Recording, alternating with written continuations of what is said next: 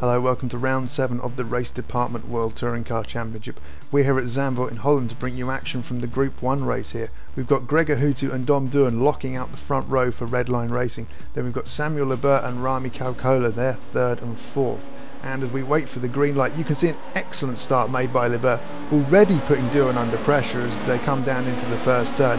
And he's desperately trying to split the two Redline cars as we come through Tarzan Corner. You can see he's already done it, and he's already putting a move around the outside of Gregor Huttu, but I don't know if that one's going to come off. The two RPM drivers, Kaukola and Domjan, they're also getting into each other. You can see them just up ahead there coming through Hugenholtz. No love lost between those two. But as the first few corners roll by, Gregor Huttu leads the way. Attila, he's following Christian Harbour, who is trying to make a move on Rami Kaukola, unsuccessfully. Kaukola being tapped from behind by Harbour, and then Harbour finding himself under massive pressure from Domjan.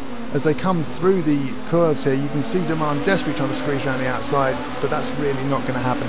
And as they come down to the IDS, Harbour managing to block him off. Robert Crone looks like he's putting a move on Patrick Duivelaar as they come into the Audi S, and you can see there it's all getting a bit tight for these guys early on. A few bumps and scrapes as a few people trade paint. But it's Huttu leading from Libeert, from Duhan, from Kaukola, and then Harbour leading a whole gaggle of cars. Few people still struggling to grip the track there. You can see a few guys going wide into Tarzan there, and everybody really trying to take advantage of people not quite being in a rhythm early on to grab a few sweet places as they move their way up the order. Attila, he's still following Christian Harbour, having a look now. But now look, there you see Robert Crone on the inside. He's managed to put an excellent move from the blue flag racing car. He's managed to squeeze his way through. Domjan tries to get it back, but it's not going to work. Robert Crone has well and truly sealed the deal on that one. Gregor Huttu slowly beginning to pull away now. A nice gap back to Samuel Libeert. Libeert trying his best to keep up, but it doesn't look like it's happening. However, Duhan is at this stage looking like he's catching up, and Rami Kaukola very close to Duhan in 4th. Huttu leads as they come onto the 3rd lap, and you can see there the top guys all fairly evenly spaced, although as you get down towards the 6th, 7th, 8th places it all gets a bit tight. We're on board now with Henrik Horvath. He's following Henrik Horvath as they come through Hugenholtz. The highest placed Seat driver trying to get his nose down the inside, but it's not quite going to work for him this time through. The Zandvoort track, quite a difficult track. You can see just how close some of the gravel traps are to the edge of the circuit. You really don't want to make a mistake, as you can see there, or you are going to drop a huge number of places, because it's quite a high penalty circuit, especially for those who slip up. But someone who's not slipping up is Gregor Huttu, managing to pull out now a fairly sizable gap from Libeert, who Duhan is now beginning to catch, and in turn Kaukola is staying fairly close to Duhan. That 2nd, 3rd, 4th battle could well shape up to be quite tight before this race is over, and further down the order quite a lot going on. Huttu though, he's got to be fairly relaxed, leading away and under no real pressure. Samuel Libeert now, you can see, starting to be caught by Duhan.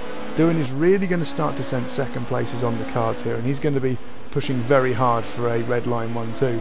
However, nowhere near as much pressure as Henrik Horvath is taking from Patrick Duivelaar. Duivelaar right up behind him, literally almost bump drafting him down the straight as they head down into Tarzan. Duivelaar lines up on the outside, Horvath forces him, he's not going to let him go down the inside, but that's not going to stop Duivelaar. Duivelaar, a massively late braking move, really committed. There's nothing Horvath can do about that but let him through, and the Seat driver just has to yield the position. Duivelaar, he's got to be happy with that, and his next target is going to be Henrik Horvath. However, Huttu, you can see the size of the gap he's now got back to Duhan, but then you can see just how close, sorry, that was Libeert, and you can see just how close Duhan is catching Libeert, and in turn Kaukola is staying in touch. Harbour having a bit of a lonely race there behind him, and then Crone and Domjan running behind him. Kaukola, you can see he's the highest placed of the Rossettis. Is that BMW advantage really hurting him? But you can see now just how close these two have managed to get up to Samuel Libeert. Libeert is going to be increasingly coming under pressure. Domjan is continuing to put Crone under pressure as well as they start coming through all over the place, trying to get him to distract the driver up ahead, but it's not quite working out for Domjan. Crone keeping a cool head and keeping his car well and truly online, as is Gregor Huttu, still leading very strongly for the Redline team. Samuel Libeert now really getting caught by Duhan. Duhan now starting to think, how's he going to get past? It's a matter of time before he catches up with the back of the independent driver. Henrik Horvath, he's looking in the back, and he can see there that Patrick Duivelaar has caught him right up after dispensing Henrik Horvath. Attila Domjan, also slight bit of space. He's now watching these two BMWs up ahead. You can see there Libeert and Duhan starting to shape up. The Audi S is going to prove to be a key passing point throughout this race, and we're approaching it now. You can see Duhan having a look, not really close enough, but already you can see Libeert taking a slightly defensive line. It'll be interesting to see if that is a possibility later on for Duhan. Attila Domjan though, he's not willing to wait. You can see he's really starting to shape up Robert Crone, and I'm wondering now if Crone is beginning to spend a bit more time looking in his mirrors, driving a bit more defensively to try and keep the RPM True Blues driver behind him. You can see by the way he's positioning his car on the track, he's not wanting to give Domjan any kind of advantage at all, but Domjan isn't taking no for an answer as they come blasting up a few cars. Now you see them as they go lined up. They're onto the straight now that leads into the Audi S, and Domjan has got a good run, gets a bit of a tow, gets the car alongside. He is going to have to try and go around the outside into the braking zone, but that doesn't look like it's going to be a problem. Crone tries to block the inside, can't quite. For his troubles gets tapped, and just look how Crone's dropped back. All of a sudden Henrik Horvath is all over him, and from running in 6th position, all of a sudden Robert Crone has got 8th position clawing all over him. Patrick Duivelaar can't believe his luck. All of a sudden he thought he was running in 9th.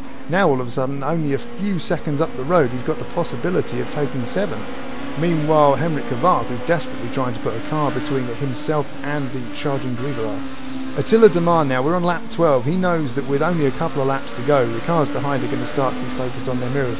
They're all going to be battling to stop themselves dropping to 9th position and therefore getting a bad grid slot for race 2. So he can drive away quite cleanly. Someone who can't drive away quite cleanly is Henrik Horvath. He's got Duivelaar clawing all over him. He's protecting the oh-so-important 8th position. Someone who's protecting another equally important position is Samuel Libeert, beginning to put a bit more of a gap now back to Duhan. Duhan not quite able to catch up, although Libeert driving to the absolute limits to do that. It's the final lap. Duivelaar knows that if he wants pole in race 2, he's going to have to get past Henrik Horvath. Horvath knows this, and he's putting his car everywhere he can to try and keep Duivelaar behind him. But Duivelaar's car really looks like it's the quicker of the two, and Horvath looks like he's under a lot of pressure. As they come down towards the Audi S, this has been a really good passing point for everyone all through the race. However, Henrik Horvath, he knows what to do there. He blocks Duivelaar as they come through, keeping him behind him. Duivelaar knows he's got 2 more corners. As they come up to the Kumo corner, he might have a chance to get past him and slingshot him down the straight. As he lines him up, starts to get close, gets very close indeed, and yes, just you can see him just touch there, and he loses control. Duivelaar off the track, and unfortunately he also hits Erik Arlen, who for his trouble loses position. I think that was Rosario who's going to get past him as they come up towards the line. But victory goes to Gregor Huttu, Team Redline taking yet another win. Samuel Libeert proving that independence can do very well. He takes 2nd. Redline second driver Dom Duhan, he springs across the line for 3rd. Rami Kaukola comes through in 4th. Then we've got Christian Harbour 5th. Attila Domjan is your 6th place driver. Robert Crone taking 7th.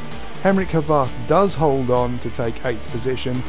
Rosario in 9th, and Erik Arlen the highest place of the Seat back in 10th. However, as you watch the cars come streaming across the line, just look down at the back of the grid now. You can see them all coming out of that last corner now. A huge gaggle of cars. The battle here at Zandvoort in race 1 really going right to the wire for a fair few drivers. Take care, see you next time.